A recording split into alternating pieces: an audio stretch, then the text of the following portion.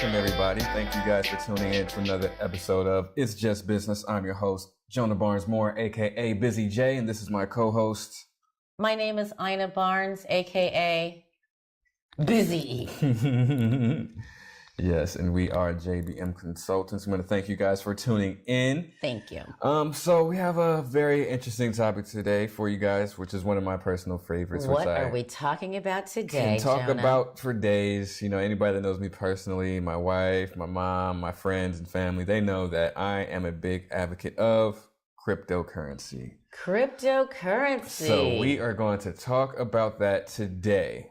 All right. And so we're going to cover that. We're going to give you a company to watch, and then we're going to talk about why it's important that your company take a good look at cryptocurrency and blockchain technology to see how you can implement it in your business, because it is one of those things that's going to change the world, similar to how the internet has changed the world. Sounds like a good strategy. Let's do that. All right. Let's talk about cryptocurrency. Get into cryptocurrency. Let's start by talking about what is cryptocurrency, right? I have no idea. I don't know. So I Googled it so I can share it so we can all universally see the definition of it. I like the one that's on the side, not the one that's in the dictionary section. So it says, a cryptocurrency is a digital asset designed to work as a medium of exchange that uses cryptography to secure financial transactions, control the creation of units, and verify the transfer of assets, right? So cryptography and blockchain technology, that's what makes it happen. But cryptocurrency, the result of those processes, is used as a medium of exchange and is a digital asset, right? So what are assets? Assets are money, right? Let's just stick with money for now. We'll talk about how when we talk about the term asset, that's kind of how we get into the real revolution of cryptocurrency. But let's stick with currency right now. And you said they would verify the transfer of assets. Yes, that's what blockchain technology and cryptography do. So in order for it to work, think of it as like, the computing system that actually makes sure every transaction goes through and it's accounted for, and you can actually create unique units that can't be spent twice. Okay. That's what cryptography. Oh, good. Yeah, that's what cryptography and blockchain technology do. But cryptocurrency is just the digital asset that can be used as a medium of exchange. Great. All right, let's get into that. I'm curious around this. So now that you have the formal definition, the more informal definition is that cryptocurrency is simply digital money, right? Okay. It's just like your dollar, it's just like your yen, it's just like your peso that any other country has. Okay. It's literally digital money. Can't be used twice. That's what makes blockchain technology so special, is that you can keep track of every single asset that you create. Right. So it's not like, so if I have like $1 and I put that dollar out there, but I hold on to that dollar and I use it again, I pull it back. So they're saying, no, once you use that dollar, it's gone. That's what blockchain technology does. Blockchain tracks that transaction. Exactly. Got it. So good. Now we get into, when you talk about currency, you have to think about the logistics of a currency, right? How much you're going to make, what's it going to be backed on, what's its value, determine what determines its value, right? Okay. So another way of saying that is, what is your currency backed off of, right? Right. And so what makes it really interesting is when you think about regular currency, you have to think about, well, what is all these other currencies? Yeah, so what's the dollar backed on? Right. What makes the dollar worth a dollar? Exactly. And the answer is I'm going to say nothing, but the technical formal answer is that it's backed by the full faith and credit of the U.S. government, right? So pretty much the government is telling you that this is worth what it's worth, and you can bank on that.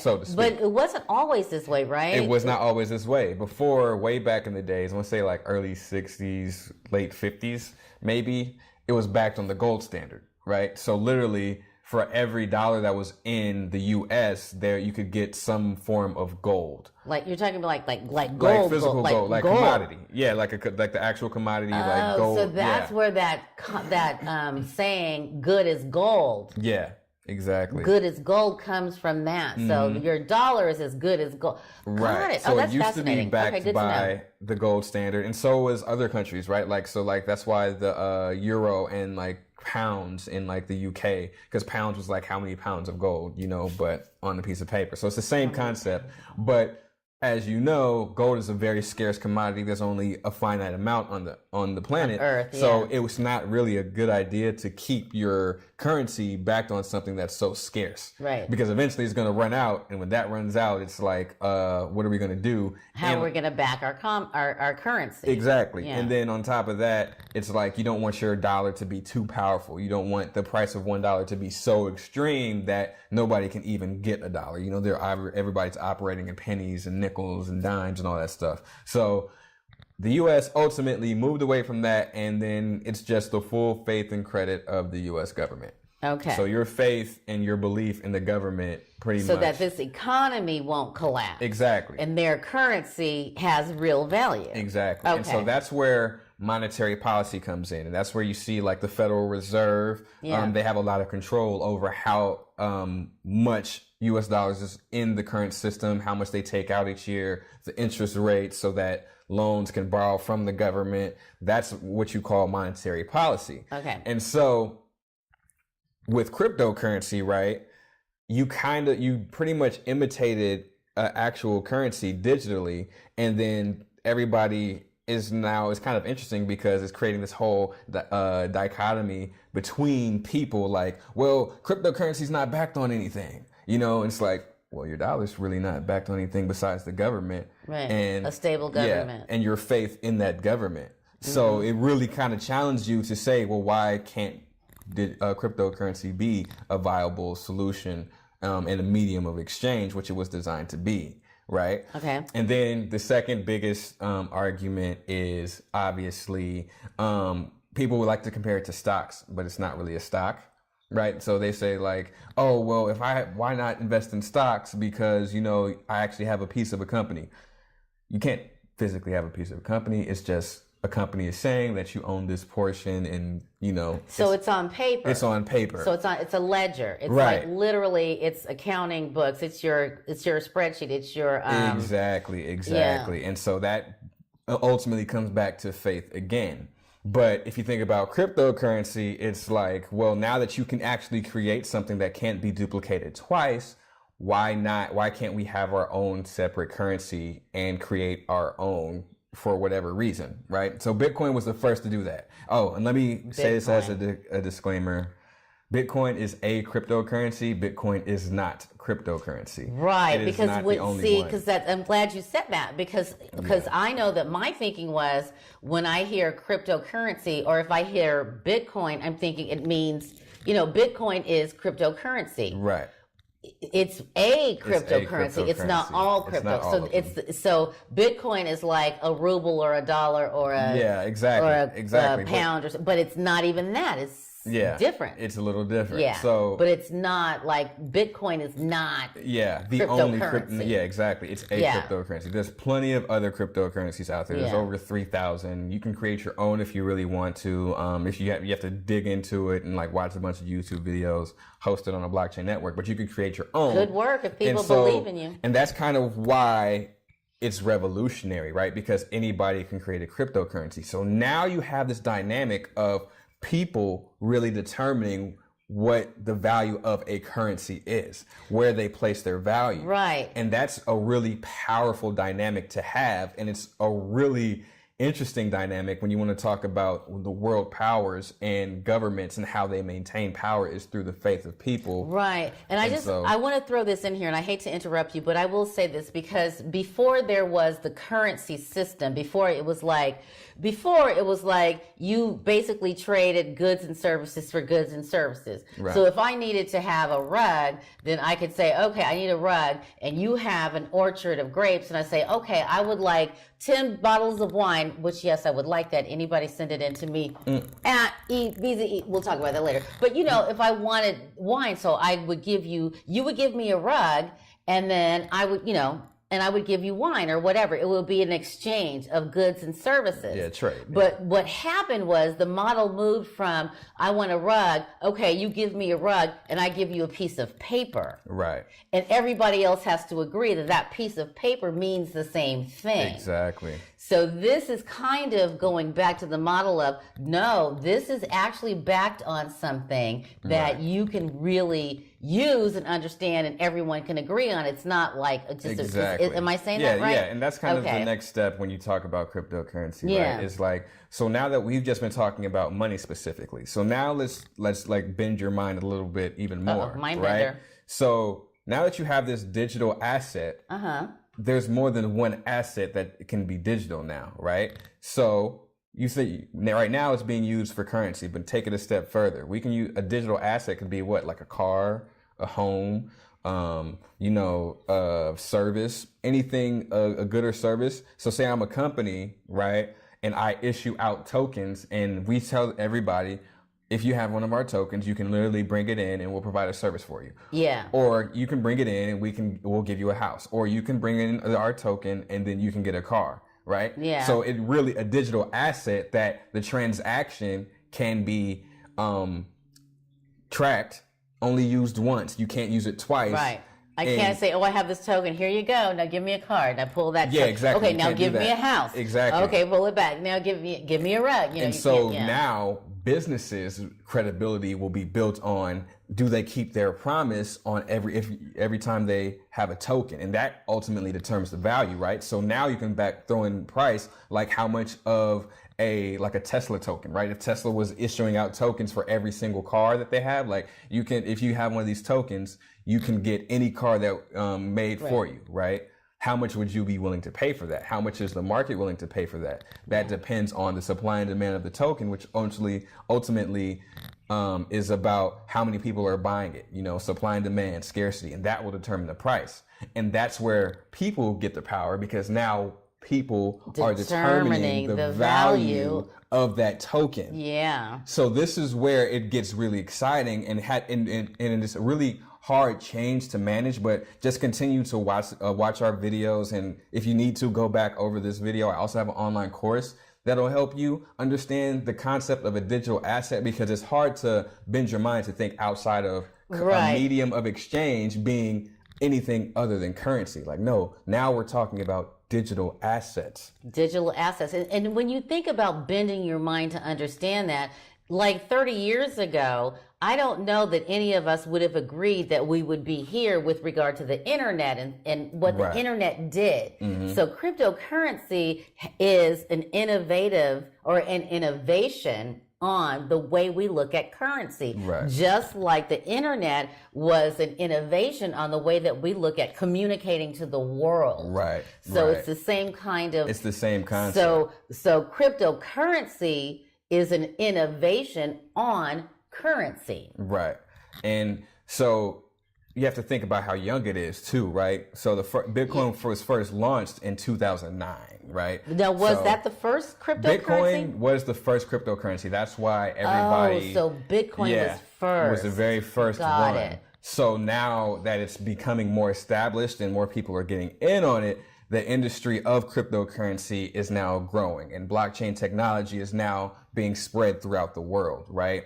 And so that's what makes it so revolutionary, is that people will be determining the value of something, the value of an asset, the value of a service, if companies choose to adopt and use this technology. Now, blockchain technology alone has its own implications and things that it could do. But for this podcast, we're just going to stick with the cryptocurrency. We'll talk about blockchain later, but but cryptocurrency in the digital asset space is growing, and it's changing the way that we think about value, and how businesses can actually use cryptocurrency is another great frontier. Sure. Because today, what we're going to talk about is one of my personal favorites, and who I think is really like killing the game and is ahead of its time and is really going to make cryptocurrency and the business use universal and worldwide and be a pioneer, is the company called Ripple.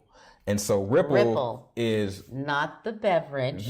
No, not like a ripple in the lake, but the company Ripple, right? So they actually provide a business model surrounding cryptocurrency. Okay. And so I'm going to talk about Ripple. This is a company to watch in the cryptocurrency space. They're doing humongous things, and I think they're going to be the ones who really lead the charge when it comes to cryptocurrency being adopted by banks and big businesses. So you're giving us Ripple as a case study when we talk about what cryptocurrency is, how it's innovative. And this is a case study of one of the cryptocurrencies that's out there for purchase, Yes, right? exactly. And by the way, Ripple, if you'd like to pay us for this free commercial advertisement, we'll take the money, but they're not, No, honestly, engaged with us. But this is something that is a good way. You have to remember, keep your mind looking to the future. And this is one of the examples that we're going to share with you today when you look at cryptocurrency, and that's Ripple. Yeah, Ripple doesn't need me at this point. They don't need you. They don't need me. This is me just admiring that what they're doing, and me being an innovator myself. I see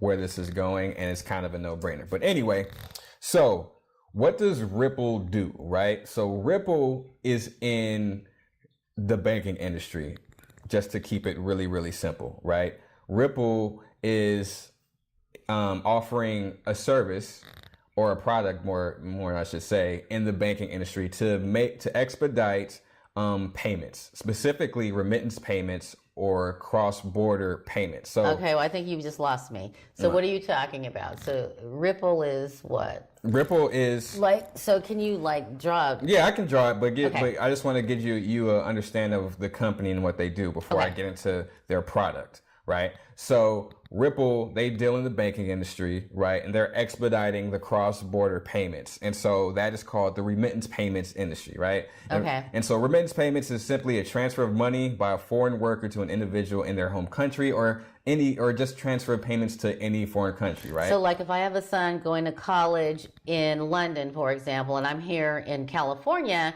and I want to send him some money, that's a remittance payment? Yeah, exactly. I want to send him some money across borders to a different country. And so obviously that is a very hard transaction to do, right? And so they pretty much expedite that process. So now I'm going to go to the board and show you the current process of how banks send money across to foreign countries from the United States to Mexico or UK whatever, or Mexico or Canada, a country in Canada. And then I'm going to show you how Ripple does it and and the value that they provide. This is exciting. I'm excited. Right? I can't wait. Okay. So I'm going to the board. This is exciting because you never know. So you might have friends traveling abroad, and oh, by the way, you guys might want to check your ID, because I understand that as of November 1st, you happen to have a special ID to be able to go in and out of the United States. Interesting. Put a pin in it. We'll talk about it later. But yeah, if you want to send money, this is a good way to do it, especially if you have a family member or a loved one that you want to get money to in a foreign country. Maybe they're traveling in Africa, they're doing missionary work, or they're in South America, or they're in Mexico or Central America or Canada, or wherever that they're doing work or whatever, and you want to send the money. This is how this system works. Okay. So I'm going to start with banks, right? So in a nutshell, the banking process.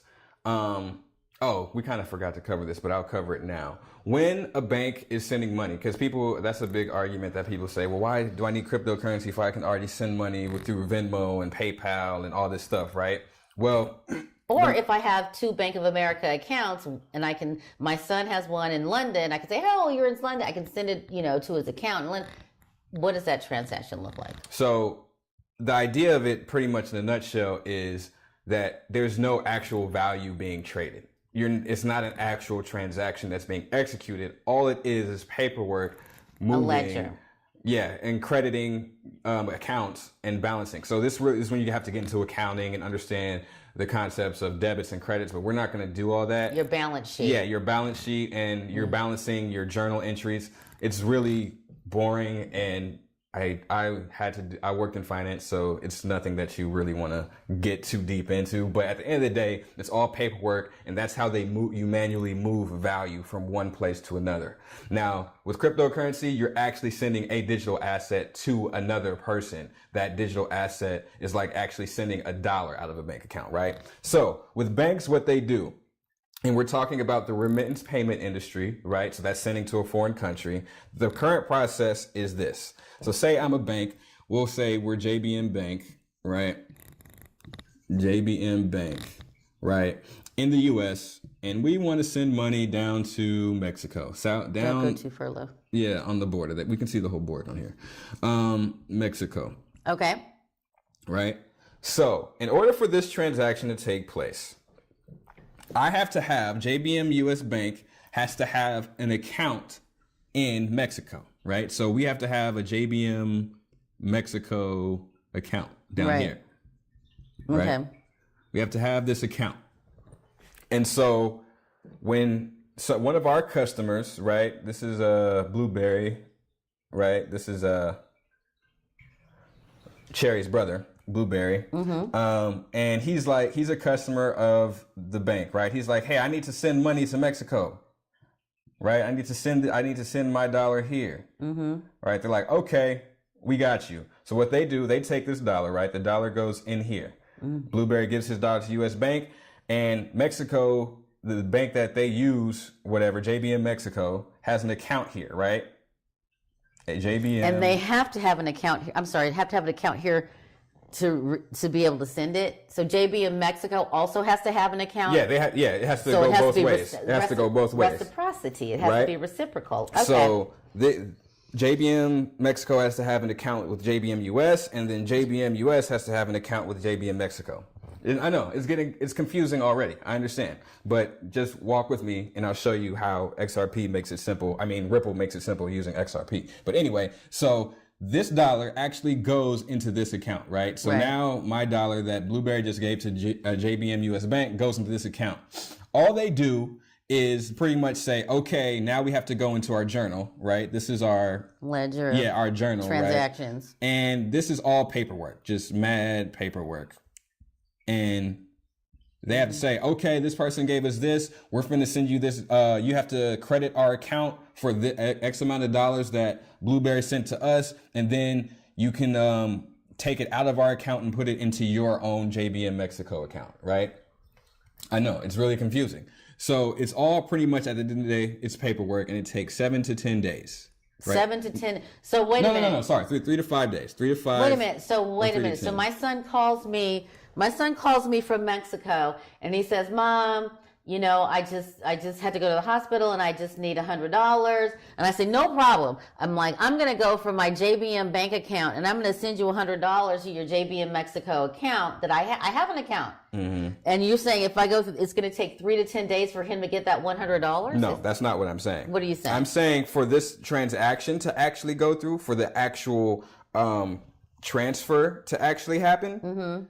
Of the value. So the value doesn't transfer. The value doesn't transfer. So they'll debit my account. Yeah. But the value doesn't transfer. The value does not transfer. Got and it. so they'll be like, all right, well, we see the order, but in order for the value and to actually be put on the books of JBM Mexico, it takes about between 3 to 10 business days, right? And if it's a large sum of money, it's definitely going to take you about 10, even 10 days to get. And if something happens money up here to my account, then this is null and void, and everybody's in. And so what we're saying is JBM Mexico, right? That's just like saying if you're sending from Bank of America to Bank of America in Mexico. Right. But if you're sending to outside, it definitely is going to take 3 to 5 days for you to get that money. Okay. But you brought up, if I'm Bank of America and I send to another Bank of America, they make it instant, but they have to transfer the value. But if it's another bank, then it'll easily take 3 to 5 minutes. So if I go to JBM Bank to EDB Bank, right, then that's going to take a longer time. Got it. I'm with it. Exactly. And so this process, as you can see, I really didn't even like explaining it because it was so confusing. But this is the current process. It's all about crediting.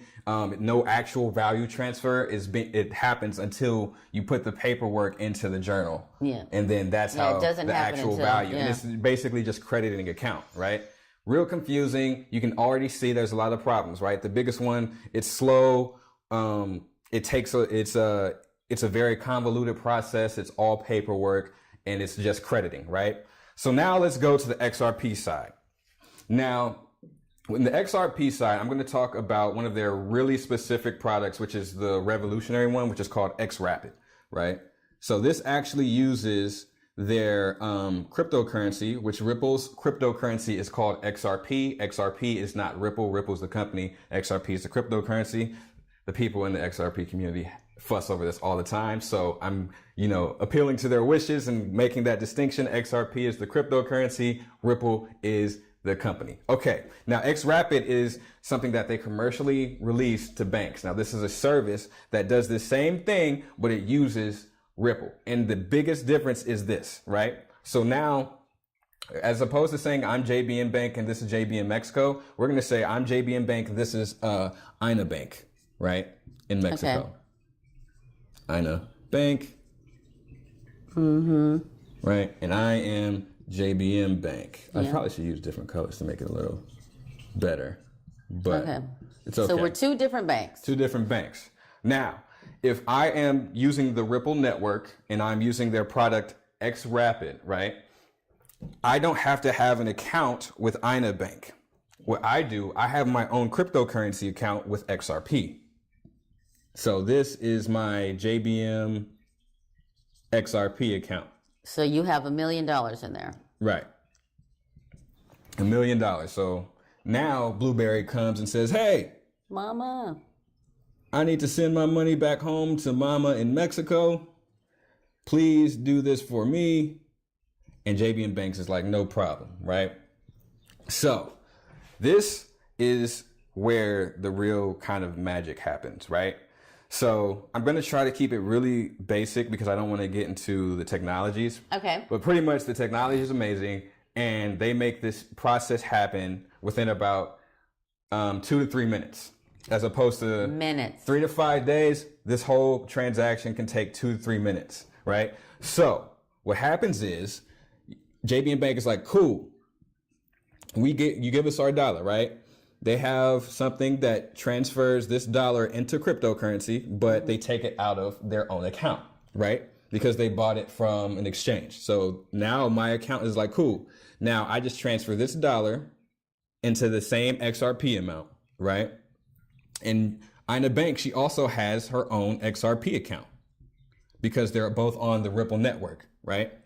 So now all you have to do is send this XRP, because you changed it from the dollar into XRP, yeah. Right? You send it here to their XRP account, right? To your XRP, and then they change it into the peso. And then after that, the person has their money. This Blueberry sending it to his mom, who's Blueberry's mom? Blueberry's mom is Blackberry. And she's smiling because that happened. And this whole process took 2 to 3 minutes. 2 to 3 minutes to send a currency, right? Have it exchanged into the proper currency, and the actual value has been transferred. And BlackBerry can literally get the money within 5 minutes. Yeah, exactly. I could actually. You actually have that, and so the value has already been transferred, and it's not all paperwork. So it's not sitting on a ledger somewhere. Yeah, but it is sitting on a ledger because blockchain technology creates a ledger. So the product that facilitates this whole process is called Interledger. I'll write that for you guys. This is why I didn't want to touch into this too I'm much. Sorry. But it's okay. Interledger is the process that makes this happen. Mm-hmm. It's strictly blockchain technology, but it facilitates the transfer of XRP to across borders and also across but it goes currencies. Faster. Yeah, it goes way faster, right? So it goes 2 to 3 minutes, and now a cryptocurrency was sent here, so the value is already there. You don't have to worry about crediting your journals or anything like that. The value's here. BlackBerry has her pesos, and she's happy. And she's like, thanks, son. I really needed that. Boom, right? So this is the major difference. So you have paperwork, right? Takes 3 to 10 days, and also it's expensive. So how do banks make money? They make money off all their unnecessary fees, right? Fees and more fees. Both sides are pretty much charging each other a bunch of fees. Yeah. So they're charging, $3 or $4 per transaction. And that's really a losing model because with remittance payments, they're finding that the payments that are used are very small payments. It's not hundreds of millions of dollars. It's more like $100, $1,000, 2,000, right? Yeah. Smaller payments. But because there's so many fees, it makes this very, very expensive, and a lot of banks. But it also makes it profitable for the banks. Exactly, it makes it profitable They for the profit banks. here. Yeah, but then at the end of the day, they don't want to do it because they're losing, because they're expensive, because they're pretty much charging each other back and forth. Yeah. And so your margins are really small. Low so margins. The benefits of using XRP and their product XRapid is that, one, it's way faster, right? 2 to 3 minutes in a couple of days. It's a no-brainer, right? Two, it actually makes it real cheap, because when you use XRP, that's how Ripple makes their money, is they charge XRP per transaction, and that's a fraction of the cost that banks charge each other. So with XRapid and XRP, you have to think that this wins the day because, one, it's faster. Two, it's cheaper. And three, you don't have to have any other extra accounts, right? No accounts. You don't have to have any extra accounts. So this is a great value proposition for a bank, because your idea is to save money. Your idea is to have faster transaction. Your idea is to, not have to have this super convoluted process. And now where the real value comes in that I didn't really explain here is that on this network, if you're a part of this network, right? I'll draw it out real quick. I'll erase this and draw it out real quick. So JBM Bank and Ina Bank are on the... So you can just make an EDB bank. You can just make an EDB. It's fine. It's too late. I already wrote it. Anyway, Ina Bank are on Ripple Network, right? So they're using the same blockchain network that the product XRapid uses, right? So there's a network of different banks on here, right? Now, say for instance, I need to get it to Mexico, but I need to get it to a different bank in Mexico who happens to be on the Ripple network, right? Okay, like ARB Bank. Yeah, we'll say ARB. And Ina Bank actually does a lot of business with ARB Bank. Right. And they just happen to be on the Ripple network, right? So because you and Ina Bank are connected, you now have access to all the different banks that are on that same Ripple network. So as opposed to having an account with all these different banks, because if you still use this process, right? I need a bank with the Mexico and the bank of and the You have to have an account with ARB Bank, right? And then they'd have to have an account with you. But now, because Ina Bank has this network of all these different banks that happen to be on the Ripple net, you can now send transactions to all of these banks in the same process, sending XRP directly to So these if I'm banks. on the Ripple bank, I don't need all these extra accounts. Is that right? Exactly. Because what happens is every other bank has their own Ripple account.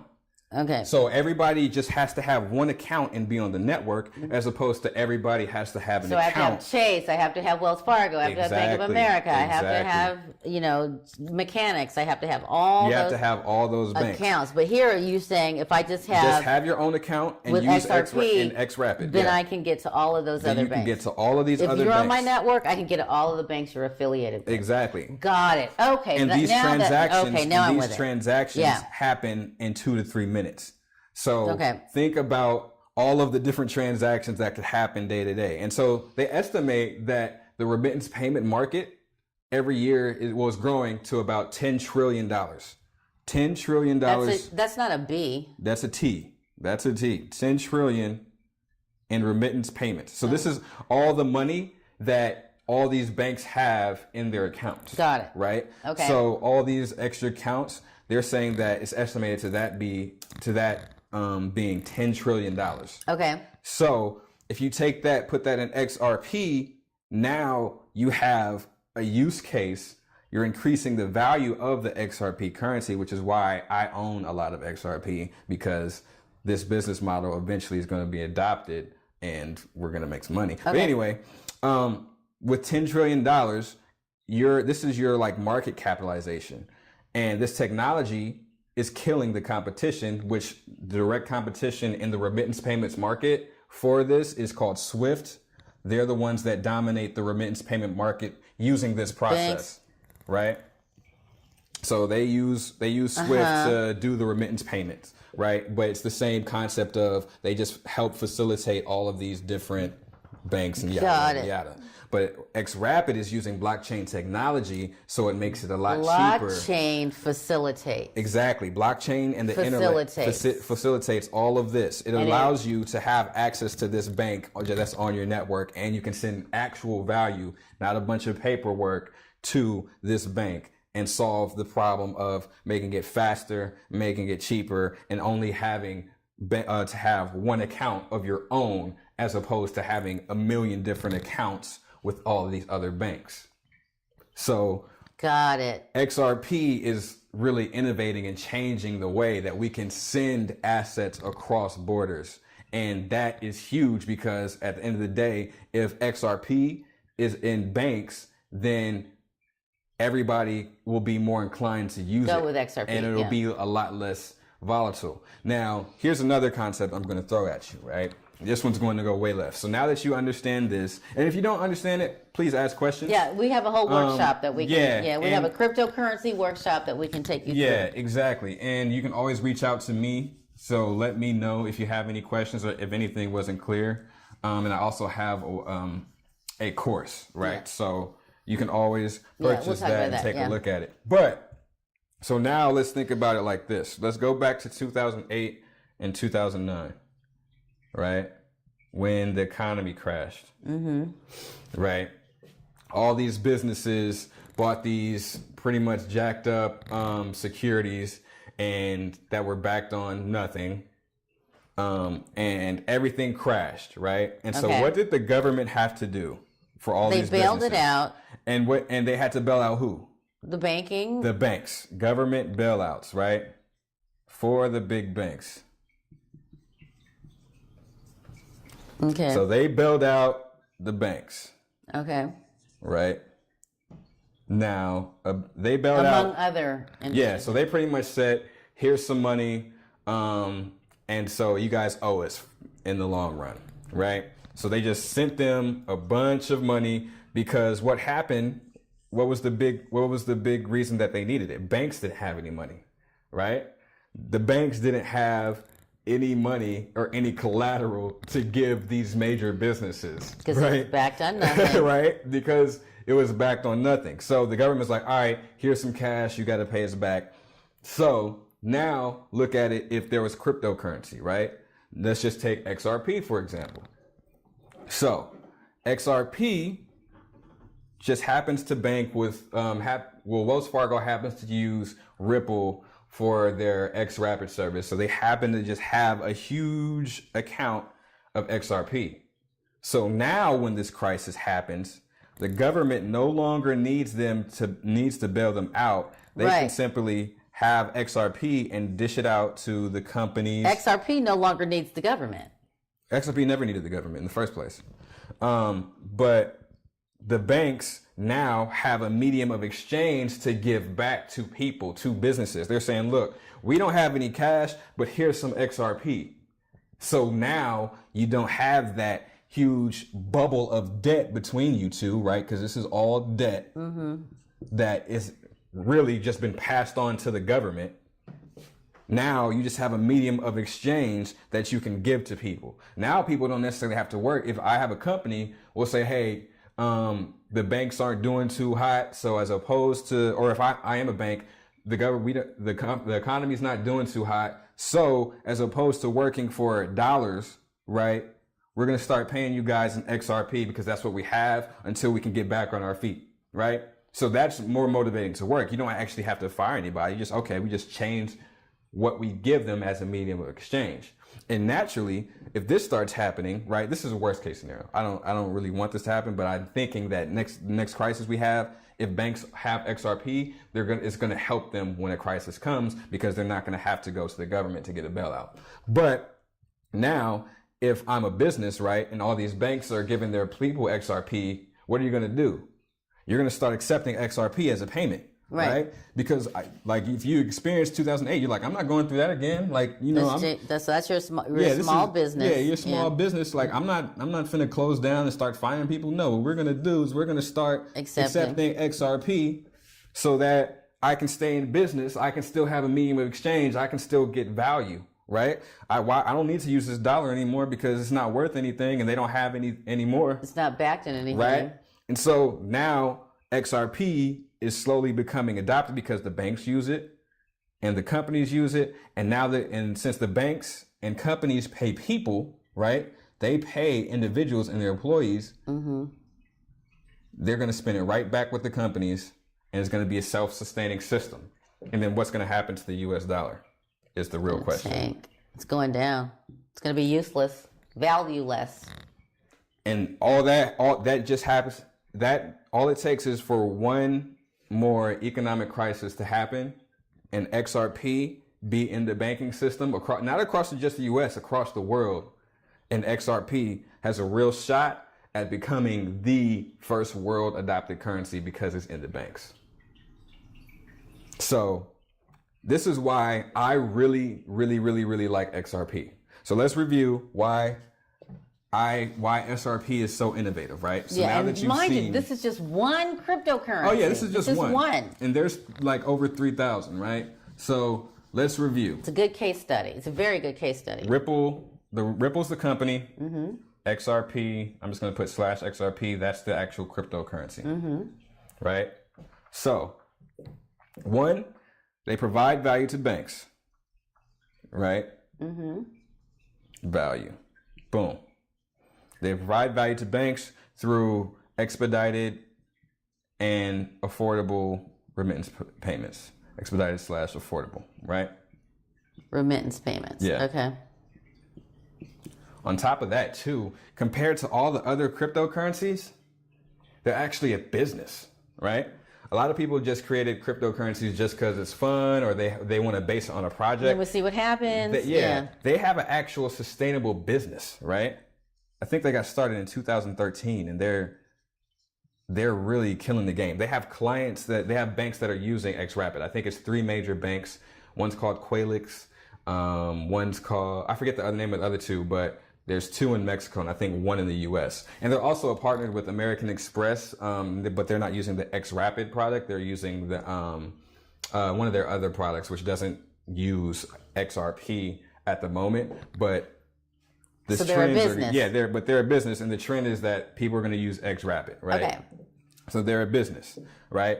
Another major point for the cryptocurrency space about usability, they have a use for their cryptocurrency. What's also really cool, a lot of people don't know, you can actually tip people cryptocurrency on Twitter. Oh, nice. Right? And I have my XRP so I can I can say, oh, I really liked your service and give you a XRP as a tip. Yeah, as a little tip. Yeah, exactly. Okay. Like if I like what you said or I liked your content. I actually have mine, it's XRP tip bot at BusyJ. You can find me on there if you want to tip me for this video. Please feel free. But yeah, use cases. That's a big argument in the cryptocurrency space. Well, can you actually use it? Does it actually have value, right? It provides value for businesses. It actually is a business and it has use cases and it has the potential to become the cryptocurrency across the world because they don't just deal in the US. Yeah. They're dealing with other So they're banks. Global. Yeah, and they're global, right? So okay. This is why I think Ripple /XRP is a no-brainer because if you go in the cryptocurrency space and you look at all the other projects that are out there, you're not going to find too many that are like this. Like this is I want to say this is like the Apple before they released, the iPod or the iPhone. Yeah, the iPhone, right? This is Amazon in 1997. This is the company that looking back, you're going to be like, wow, how did I not see that? But good to know. This Ripple and XRP are one of my favorites. If you know me, you know I talked about it. So feel free to reach out to me if you have any more questions because right now we're in a revolution for the blockchain technology that's going to happen because that's what fueled all this. Yeah, right? and we talk about blockchain in another podcast. So, Yeah, So we exactly. can get more deeper in blockchain. Exactly. So that's just a little bit about cryptocurrency. We talked about what it is. We talked about the use case with XRP and Ripple. And we talked about the future and the potential impacts that it could have on our world, not just in the U.S., on our world. And to me, just to reiterate, cryptocurrency innovated the way that we look at currency. Exactly. That is an innovation on currency. The way that we look at exchanging money and goods and services. Right. That's an innovation, a real-time innovation. Exactly. And Ripple is, I think, an outstanding case study to look at for that. Exactly. To understand it, yeah. Why it's important. And so here at JVM Consultants, we obviously Believe in innovation. Believe in innovation. Innovation is very important. And so cryptocurrency is one of our topics that we like to talk about. I know this was a very hard concept to grasp, so feel free to reach out to me and I can help answer your questions, or you can go ahead and purchase the online course, which is Cryptosential. So that's CRYPTOSENTIAL. I know it's long. Cryptosential.teachable.com, and you can purchase the course there and get a basic intro on what cryptocurrency is, how you can get some, and how you can pay how you have to pay taxes on it here in the U.S. But if you're a business, we also do basic cryptocurrency workshops. So please reach out to us if you want to figure out a way, how can I use cryptocurrency in my business? And how to understand it better. Yeah, and how to better understand it. Please reach out to us. We offer a service for that. And we all obviously have our innovation strategy development program. Help you innovate as an organization. Exactly. And then we also have a basic innovation workshop. So if you just have one unique problem that needs to be solved in a unique way, you can reach out to us and we'll help you organically solve that problem. We also have career coaching. We have talent acquisition services. We also have a 90-day career consulting program for individuals who are looking to make either a shift in their career or they just want to move up in their career. Whatever you need to do, we'll help you identify that. We'll give you actionable steps, and then you just do the rest and you'll be happy in 90 days and see what you're truly capable of. And if you don't... We have the startup facilitation workshop. Oh, obviously, yes. We have the startup facilitations. Startup. Yes. So, but all these services, we also provide a subscription. So if you don't want to pay for just one event and you want to have us pretty much on call, we have a subscription service for specific members, and we can cater a package to you and what you need in your business. I'm excited about the exclusive membership packages because it saves you a lot of money. If you do the membership package, you save a lot of money. Exactly. Using You definitely get way more value. So definitely check us out at jbmconsultants.org. Also follow us on Twitter. I'm at BusyJ, BUSY_JAYY. That's 2 J's. And I'm at busy_EDB on Twitter. Exactly. So follow us. Yeah. We'll be talking about interesting things, recapping, having conversations about innovation with you guys. So please feel free to reach out. And we're gonna have merch. Oh yes, our merchandise is coming. I'm excited about the merch. Coming. Yes. We're gonna have merchandise. That will be available on the store. You'll see us wear it first, and then that's how you'll know that it's available. It's available for everybody. Oh, and we're also gonna have in-studio guests. Where we're going to bring special informed talent and informed individuals, interesting people to talk to and listen to. We're going to have in-studio guests. Awesome. On our podcast. Yes. So we want to thank you guys for tuning in. Thank you. And before we sign off, I know cryptocurrency is a real touchy subject for a lot of people. We're going to see backlash and like, oh no, XRP is this and XRP is that and cryptocurrency is this and blah, blah, blah, blah, blah. Yeah. Like, hey, whoa, man, like, it's all right. Just get out your feelings, man, because for us over here, we're just giving you the news.